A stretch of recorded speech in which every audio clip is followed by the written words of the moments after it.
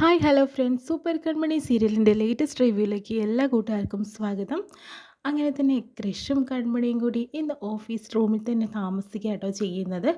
അങ്ങനെ കൺമണിയാണെങ്കിലോ കൃഷിനോട് വളരെയധികം ദേഷ്യത്തോടു കൂടിയിട്ടോ സംസാരിക്കുന്നത്. കാരണം അവൾ ഒരുപാട് വിഷമങ്ങൾ അനുഭവിച്ചു, അതുകൊണ്ട് തന്നെയാണ്.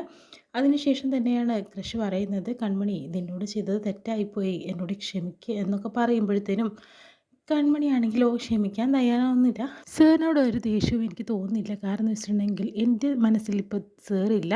അതുകൊണ്ട് തന്നെയാണ് ഇങ്ങനെയൊക്കെ ഒരു കാര്യങ്ങൾ നടന്നുകൊണ്ടിരിക്കുന്നത്. സാറിൻ്റെ പാട്ടിന് പൊയ്ക്കോളാൻ പറയുന്നുണ്ട് കേട്ടോ കൺമണി.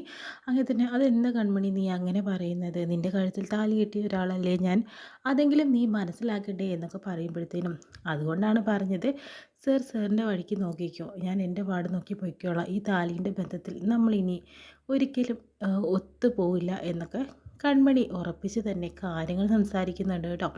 അതിനുശേഷം തന്നെ ദേഷ്യപ്പെട്ട് നിൽക്കുന്ന സമയത്ത് തന്നെയാണ് വീണ്ടും ബാലുവിനെയും സുമിത്രയും ആ ക്രിമിനൽ ലോയറിനെയും കാണിക്കുന്നത് കേട്ടോ. ആ സമയത്ത് തന്നെ ബലരാമൻ ഇറങ്ങുന്നതിന് മുന്നേ തന്നെ സാഗറും സുജാതി അവൻ്റെ ശത്രുക്കളാണെന്നുള്ളത് അവനെ പറഞ്ഞ് വിശ്വസിപ്പിക്കേണ്ട ഉത്തരവാദിത്വം നമുക്കുള്ളതാണ്. അതുകൊണ്ട് തന്നെ നിങ്ങളതിനെ കഠിനം പ്രയത്നിക്കേണ്ടി വരുമെന്ന് പറയുന്നു. എത്രയും പെട്ടെന്ന് ചിലപ്പോൾ ഭാഗ്യശ്രീ തന്നെ ബലരാമന് ജാമ്യം കൊടുക്കും. അതിൻ്റെ മുന്നേ തന്നെ അവനെ പുറത്തിറക്കണം, അതിന് വേണ്ട നടപടികൾ സ്വീകരിക്കണം എന്നൊക്കെ പറഞ്ഞ് മനസ്സിലാക്കി കൊടുക്കുന്നുണ്ട് കേട്ടോ. ആ സമയം തന്നെയാണ് ഭാഗ്യശ്രീ അതിലേ വരുന്നത്. അപ്പോഴത്തേനും അവരെയൊന്നും മൈൻഡ് ചെയ്യാതെ തന്നെ പോകുമ്പോഴത്തേനും ആ സമയത്ത് തന്നെയാണ് എന്താ ഭാഗ്യശ്രീ ഒന്നും മൈൻഡ് ചെയ്യാതെ പോകുന്നതെന്ന് ആ ലോയർ ചോദിക്കുന്നു കേട്ടോ. അപ്പോഴത്തേനും സാർ ഇവിടെ ഉള്ളത് ഞാൻ കണ്ടായിരുന്നു, ഇനിയിപ്പോൾ എന്താ കൂടുതൽ സംസാരിക്കാനൊന്നുമില്ല സാറിൻ്റെ കാര്യങ്ങൾ നോക്കിയിരിക്കല്ലേ, ഇവർക്ക് വേണ്ടി വാദിക്കാൻ വന്നിട്ടുള്ള വക്കീലല്ലേ സാറിൻ്റെ പണി നോക്ക്, എൻ്റെ വഴിക്ക് എന്നെ വിട്ടേക്ക് എന്നൊക്കെ ഭാഗ്യശ്രീ പറഞ്ഞു കൊടുക്കുന്നുണ്ട്. അപ്പോഴത്തേനും അങ്ങനെയൊന്നും അല്ലല്ലോ പറഞ്ഞുകൊണ്ടിരിക്കുന്നത്, നീ ഇവിടുത്തെ ഒരാളല്ലേ, നീ ഇവരുടെ കൂടെയല്ലേ നിൽക്കേണ്ടതെന്നൊക്കെ പറയുമ്പോഴത്തേനും അതിനെനിക്ക് സൗകര്യമില്ല, ഇവരൊക്കെ എൻ്റെ ഏട്ടനെ പറ്റിക്കാനും അതുപോലെ അയാൾക്ക് വേണ്ടി ഒരു സഹായം ചെയ്യാത്ത മനുഷ്യനാണ്, അതുകൊണ്ട് തന്നെ ഇവരുടെ കൂടെ നിൽക്കാൻ ഇനി എനിക്ക് തയ്യാറല്ല എന്നൊക്കെ ഭാഗ്യശ്രീ അവിടെ പറയുന്നു കേട്ടോ. പിന്നെ സാറാണെങ്കിൽ ഏതൊരാളും ക്രിമിനലായാലും അവരെ രക്ഷിക്കാനുള്ള ഉത്തരവാദിത്വം സാറിനുണ്ടല്ലോ, സാർ അങ്ങനെ ചെയ്യും, നിയമത്തിൻ്റെ നല്ല വശം നോക്കി ഞാനും പൊയ്ക്കോളാം എന്ന് പറഞ്ഞിട്ട് പോന്നു. അതിനുശേഷം തന്നെ സുമിത്ര പറയുന്നുണ്ട്, സാർ ഒന്നും വിചാരിക്കരുത്, അവൾ ഇങ്ങനെയാണെന്ന് പറയുന്നു. ഏത് കുടുംബത്തിലുണ്ടാവും രക്ഷിതാക്കളെ മുടിപ്പിക്കാനായിട്ട് ഓരോന്ന്, അതിൽ കൂട്ടിയാൽ മതിയെന്ന് പറയുന്നു.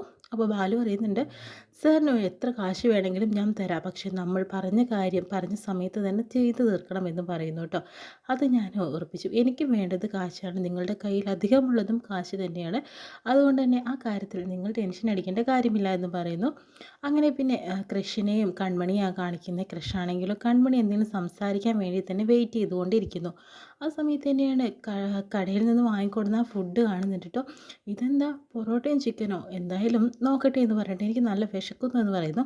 വിശക്കുന്നുണ്ടെങ്കിൽ ഇവിടെയുണ്ട് ഭക്ഷണം, എടുത്ത് കഴിക്കാനായിട്ട് കൃഷി പറയട്ടോ കൺമണിയോട് കൃഷി പറയുന്നുണ്ട്. അതിനുശേഷം തന്നെ കൃഷി ആ ഭക്ഷണം എടുക്കാനായിട്ട് നോക്കുന്നു കേട്ടോ.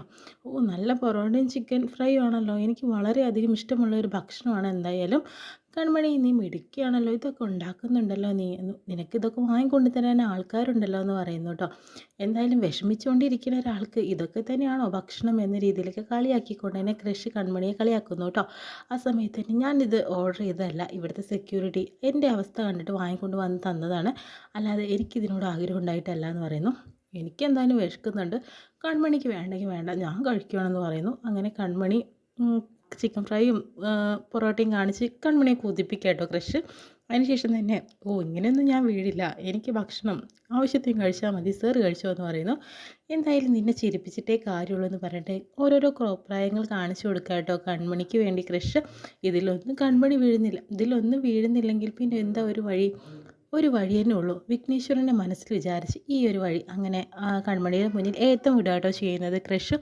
ഇത് കാണുന്ന കൺമണി സഹിക്കുന്നില്ല കേട്ടോ, എന്താ സാർ ഈ കാണിക്കുന്നു പറഞ്ഞിട്ട് പോയി കെട്ടിപ്പിടിക്കുന്നുണ്ട്. അതിനുശേഷം തന്നെ കരയുന്നു, എന്താ കൺമണി ഇത്, സാറിനോട് എനിക്ക് അത്രമേൽ ദേഷ്യമായിരുന്നു, എനിക്ക് സാറിനോട് മിണ്ടാൻ തന്നെ ഇഷ്ടമല്ലായിരുന്നു, പക്ഷേ സാർ ഇങ്ങനെയൊക്കെ കാണിക്കുമ്പോൾ പിന്നെ എങ്ങനെയാണ് സാർ നിങ്ങളോട് മിണ്ടാണ്ടിരിക്കാൻ പറ്റുക, എനിക്ക് നിങ്ങളല്ലാതെ മറ്റാരാ ഉള്ളത് എന്ന രീതിയിലൊക്കെ ചോദിക്കാട്ടോ ചെയ്യുന്നത്. ഇപ്പം കണ്ടോ ഞാൻ പറഞ്ഞ കാര്യം സക്സസ് ആയില്ലേ? എൻ്റെ കൺമണി നിനക്കും എനിക്കും പിരിയാനോ നിൽക്കാനോ ഒന്നിനും സാധിക്കില്ല. നമ്മൾ ഒപ്പമാണ് നിൽക്കേണ്ടത്. അതിന് വേണ്ടിയിട്ട് ആണ് നമ്മൾ ദൈവം സൃഷ്ടിച്ചത്. നീ എന്തിനാ പിണങ്ങി നിൽക്കുന്നത്? ഈ സന്തോഷ വാർത്തയിൽ നമുക്ക് എന്തായാലും കേക്ക് കട്ട് ചെയ്യേണ്ട ആവശ്യമുണ്ടായിരുന്നു. പക്ഷെ അതൊന്നും ഇവിടെ കിട്ടാത്തതുകൊണ്ട് ഇന്ന് ചിക്കൻ ഫ്രൈയും പൊറോട്ടയിലും കൂടി നമ്മൾ സന്തോഷിക്കാമെന്ന് പറയുന്നു. അങ്ങനെ രണ്ടുപേരും പരസ്പരം ഷെയർ ചെയ്ത് കഴിക്കുന്നുണ്ട് കേട്ടോ. അപ്പോൾ കൺമണി പറഞ്ഞു എനിക്ക് കയ്യിൽ തന്നാൽ മതി എന്ന് പറയുന്നു. അതൊന്നും പറ്റില്ല, ഞാൻ വായിൽ തരാൻ പറഞ്ഞിട്ട് കൊടുക്കുകയാണ്. അതിനുശേഷം തന്നെ വരുണിനെയാണ് കാണിക്കുന്നത്. അങ്ങനെ അനിരുദ്ധനും അച്ഛനും വന്നിരിക്കുന്നുണ്ട്. എനിക്ക് അവളെ കൊല്ലണം സർ എന്ന് പറയുന്നു. അവൾ അങ്ങനെ രക്ഷപ്പെടേണ്ട, അവളിപ്പോൾ തെരുവിലേക്ക് ഇറങ്ങി, പക്ഷേ പോരാ, അവളെ കഷ്ടപ്പെടുത്തണം. പിന്നെ ആ കൃഷ്ണൻ എൻ്റെ കാലിൽ വീഴണം, അതിനു വേണ്ട എല്ലാ പടികളും ചെയ്യണം എന്ന് പറയുന്നു. അത് കുറച്ച് കടുത്ത കൈയല്ലേ എന്ന് പറയുമ്പോൾ, ആ കടുപ്പിച്ച കൈയാണെങ്കിൽ അങ്ങനെ തന്നെ ചെയ്യണം, നിങ്ങൾക്ക് വേണ്ട എന്താ വെച്ചാൽ ഞങ്ങൾ തരില്ലേ എന്ന് പറയുന്നു. അവനും നരകിക്കണം എന്നൊക്കെ വരുൺ അവിടെ ദേഷ്യത്തോട് സംസാരിക്കുന്നു കേട്ടോ. അതിനുശേഷം നേഴ്സ് വന്നിട്ട് ഇഞ്ചക്ഷൻ എടുക്കാൻ വരുന്നു. എനിക്ക് ഇഞ്ചക്ഷൻ വേണ്ട എന്ന് പറഞ്ഞിട്ട് കരയാട്ടോ ചെയ്യുന്നത്. ഇയാൾ എപ്പോഴും ഇങ്ങനെ ഇഞ്ചക്ഷൻ വെക്കാൻ വന്ന അപ്പം കരച്ചിൽ തുടങ്ങും. ഇയാളൊന്ന് പിടിച്ച് എനിക്ക് എൻ്റെ പണി നോക്കി പോകണം എന്ന് പറയുന്നു. അങ്ങനെ ഇഞ്ചക്ഷൻ വയ്ക്കുമ്പോഴത്തേനും വരുൺ അങ്ങനെ പൊട്ടിക്കരയുന്നു.